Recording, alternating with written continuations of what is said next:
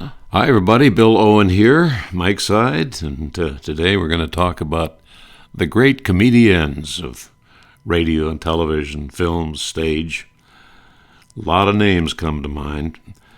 We're going to focus mostly on the solo acts, not so much on the comedy teams, which of course would refer to Gracie Allen of Burns and Allen. Oh, what a wonderful pair they were, Burns and Allen.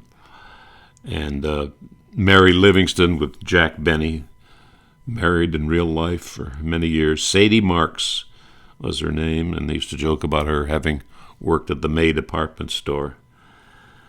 And she was famous for being such a wisecracking wife. She'd be reading letters from Mama, she would call it. And, of course, in those letters, the mother-in-law would be talking about how terrible character Jack Benny was, and she should have nothing to do with him, and so on. Great laughs. Mary Livingston. It's odd that she suffered from stage fright, even after many, many years of experience, right up to the end. And Portland Hoffa was kind of the equivalent. Fred Allen's wife, performer. And they had a great act together. Imogene Coca, who worked with Sid Caesar on Your Show of Shows. But we're gonna focus, as I said, mostly on the solo acts. So one of the names that comes to mind right away is Judy Canova. She was a kind of a hillbilly character, very lovable, great comedian, great sense of timing. Saturday night on NBC. No, it was on CBS, that's right. On CBS on Saturday nights, it first started. Then it moved over to NBC later on, 1943. But I remember her sign-off song was Good Night, Sweetheart. Or sometimes she would sign off with Go to sleepy little baby, go to sleepy little baby. When you wake, you'll patty cake and ride a shiny little pony. She had such great characters on there. Her maid Geranium, played by Ruth Dandridge.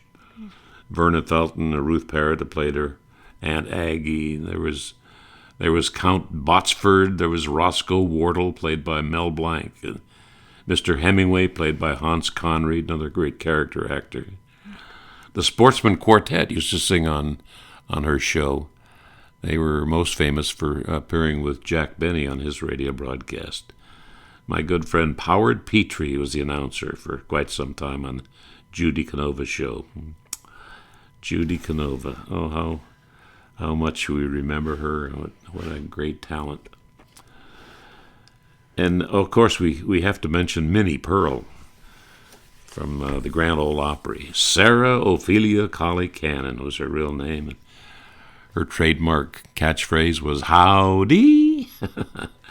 And, of course, that price tag that dangled from her inexpensive hats. In fact, there's a statue at the Grand Ole Opry Hotel. I believe it's a life-size statue of Sarah Cannon as Minnie Pearl, wearing, of course, that little hat with the $1.98 price tag hanging down, dangling from the hat.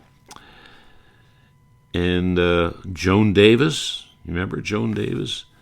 She was very popular in the pre-war years, and then later on, after World War II, she had the syndicated television show called I Married Joan, in which Jim Backus played her husband, and she managed to always get him into crazy predicaments.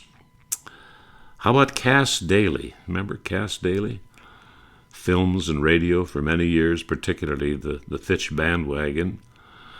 She also appeared with comedians such as Bob Burns and Frank Morgan. Cass Daly. And Eve Arden, we want to mention Eve Arden, noted as the wisecracking, cynical character in many, many films. And she also had a serious role in Mildred Pierce, 1945, one of my favorite films. In fact, she was nominated for Best Supporting Actress. The movie with Joan Crawford and Anne Blythe, remember that? And Jack Carson. also Zachary Scott. Yeah, Mildred Pierce, one of my favorite films. Fanny Brice. Oh, we don't want to overlook Fanny Brice for her great character of Baby Snooks. Oh, I used to love to listen to that program. She had her own show, the Baby Snooks Show, and she also has appeared on Maxwell House Coffee Time. I remember the program theme song was "Rockabye Baby." I always thought of her kind of as an equivalent of Charlie McCarthy, kind of smart alecky little girl getting her father in trouble all the time. Let's see if we can remember the opening, how the opening went. The announcer would come on and say, "Baby Snooks," and then you'd hear, "Yes, it's the Baby Snooks Show, starring Fanny Brice as Baby Snooks, with Hanley Stafford as Daddy, Carmen Dragon and his orchestra, Bob Graham vocalist, and yours truly, Harlow Wilcox." Of course, he was most famous for Fibber McGee and Molly. Brought to you by Sanka Coffee, the coffee that is 100% flavor rich, so you'll always enjoy it, and 97% caffeine free, so it will never interfere with sleep. Baby Snooks. The character first came on stage in the Ziegfeld Follies of the Air. On stage on the Ziegfeld Follies, and then, as we say on radio, Ziegfeld Follies of the Air. Hanley Stafford, wonderful as Daddy Higgins. He was actually Alfred John Austin, and took his stage name from his birthplace of Hanley, Staffordshire, England. Okay, Fanny Brice, and who else we want to talk about? Oh, Vera Vague. Vera Vague comes to mind. And she was Barbara Jo Allen, actually, but she became so famous for playing the role of Vera Vague that she made that her own name. And she appeared often on radio programs, notably the Bob Hope Show. I remember one little exchange where Bob was always putting her down for her not being too appealing to look at, and she would say something like, "Well, just remember, Bob, beauty is only skin deep." And he would say, "Yeah, but who peeled you?" Vera Vague, Miss Vera Vague. Carol Burnett. Oh, we remember Carol Burnett so fondly. The Carol Burnett Show with that great cast of Harvey Korman and Tim Conway and Vicki Lawrence and the announcer Lyle Waggoner. She often would start out the show with a question and answer session from the audience and ad-lib the answers. And that was quite an opening. And she's also noted for tugging on her left ear. Remember that?